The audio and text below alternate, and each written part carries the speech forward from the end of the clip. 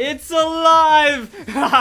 Infinite Dittos, unlimited power through breeding, all in my hands, which are now free due to this awesome contraption. So thank you very much, Felipe. He was the one that helped me like get this all set out, because in a recent video I talked about making a Ditto machine and I ended up wasting a lot of money. I spent like $70 on a Lego contraption that didn't even work at all, but for $25 you can get some easy pieces off Amazon for an Arduino build, and then I got a ton of help which I'm now passing on to you guys. So if you want to build this, like, it's cardboard, super glue, some tape, and then what you find in the description below. So I'm going to help you guys out, and we're going to see if we can go and build this thing together. But there it is, guys. The Ditto box is a reality.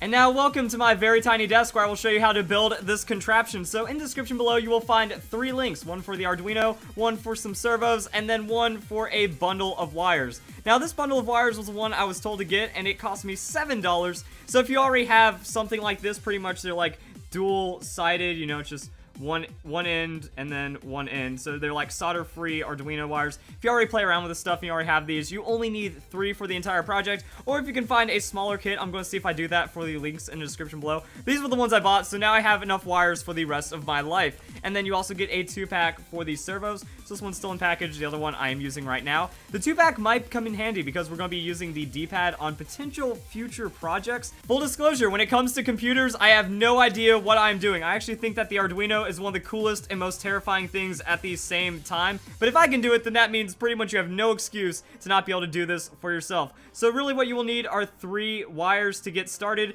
and then everything is pretty self-explanatory. So really it's just putting the right wire in the right place. So you'll notice right here that it will be yellow, red, and brown on your little motor that you have right here. So the center one should be red, and what you want to do is take your Arduino and then connect that one to this side right here. Now, I don't have nearly good enough focus on my camera right now, but there is voltage. So right here we have 3.5 volts, 5 volts, and then our ground. So what you want to do is you want to take any color wire. I was told to do the red one, and then I derped and I used the white one. So you can take any color wire and then use that into the 5 volts, so it says 5V, and then plug that into the middle part right there. After that, you will want to take a different color one and then put that into the ground right above where it says 5 volts. So that's where you go and put it into this brown wire right here. So brown for ground because it's ground color, and we're Pokemon fans, so we obviously know type and color matchups right there. So make sure you can use that for the proper color coding. I just use blue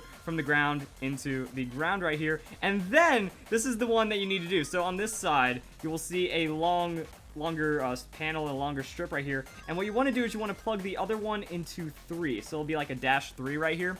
So what you do is you plug that in, and then you go into the yellow or orange wire. Actually, I believe that's orange. So go into the orange wire, so it'll be the only one remaining, and that's it. That's all it takes to go and plug in your servo. So that's going to be the biggest thing for starting up right there.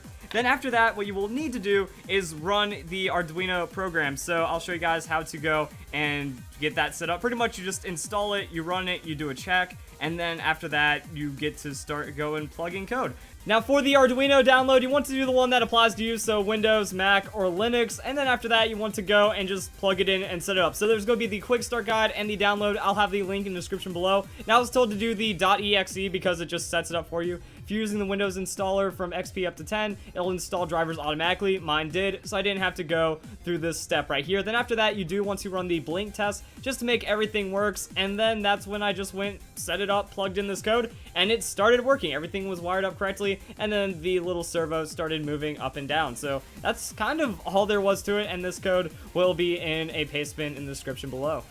So after you've done all that, we're going to go and calibrate our servo right now. So as you can see right now, it's moving. I plugged in the Arduino, it's on and stuff. And you'll notice that it moves up and down. So yeah, that's pretty much to simulate a button press. Let's go see if we can do this ourselves. So I haven't built a casing yet, but yeah, just hit the A button. You might have seen the screen flash a little. My color balance is all off, but yeah. It goes, it works, it presses the A button, and then cool things happen because of it. So what you might notice now is that there's a longer time when it's up than when it's down. So when you're putting in your little flipper for the first time, also it does have a screw, so make sure you screw it in for safety, that way it's all tight and works properly. So once you have it set up like this, you'll have to notice which time it is, and then what you want to do is have the wires being faced on the side that has the flipper part, and then you just want the flipper to be pretty much straight up. Now mine's actually a little offset, I might have to fix that. That way it just comes down, presses the A button, and then nothing, and then that's pretty much it. So yeah. Now what I want to do is I want to go and build a little bit of a case for this. And now let's talk about the abomination of a stand that I built for it. So I want to do like live commentary and show you guys the building process to help you guys out, but then I realized I have no idea what I'm doing. However, that works for you guys because I have no idea what I'm doing. If I can make something work, then you guys should be able to as well, depending on how handy you are. But if you want exact measurements, it takes 6 pieces of cardboard layered with super glue and tape, and then I just super glued the servo on, and it seems to be doing just fine. So that's kind of like the idea behind this, is I wanted to get a nice little platform right here. So this is actually just super thick cardboard. Like, if you've ever seen this cardboard before, it's just like super thick. Other than that, it's regular straight up cardboard and stuff. So pretty much I used this for the base. I used a marker or a pen to go and mark out where my DS is, and then pretty much I just wanted to add this little stick right here of my 6 layers of cardboard and tape. Like, you need a lot. Okay, here's what you need. You need glue, you need super glue. Like, I got super glue. So you need super glue and you need tape, and that's it. So I just taped the layers together. That left like a little space for the servo to work. And I mean, it's going off in the background. It's happening. And I made it all nice and portable. So that's why I took one of these little chunks right here. If you're a handier person, you know, you can measure out the thickness of wood and then like wood glue it together or something like that and then set it up. And then as you might notice, I'm gonna have to move my camera probably, so everything's gonna look terrible. I have the Arduino mounted to the rest of the cardboard as well, and I can't really get a good shot of it, but there we go. So yeah, we have this. And my idea is like, I might as well just make this thing portable and work for all occasions. So I mean, if I need to, that's it. Like, there's nothing holding in my DS. It's just tapping away whether or not my DS is there. Then I just need to make sure I go and line it up properly. Whoop, that's not lined up properly enough. And then also it does have to be a bit level, or else it doesn't really. Yeah, there it is. Okay. See, I can pull out the DS and then make it fit again. So now we can go and have it press the A button away, and then we're good to go. So yeah, that was my idea. And I don't know if it was stupidity or brilliance. There's probably like some kind of person that's a computer technician or an engineer. But what I ended up doing was I was taking, let's see, let's get this in frame. So, wow, the camera angle is so weird with this. So I took these wires, and then there's like little holes to mount the Arduino onto, and I pretty much, as you can see like right here with this black wire, I took like the holes where the Arduino are, and then I just took like a little nail and I punched it through to the cardboard, and then I just, you know, taped down the wire on the other side. So I don't know like what I need for that. I don't have any like mounting brackets. I don't know if you should use like metal around this thing or anything. So instead of like having plastic mounting brackets or something, I just used these wires, and it didn't break my Arduino, so I guess that works. So now this is actually pretty stable. I can go and unplug the Arduino USB if I need to, and then I have that attached to another let's not have all those wires, but yeah, it's like off,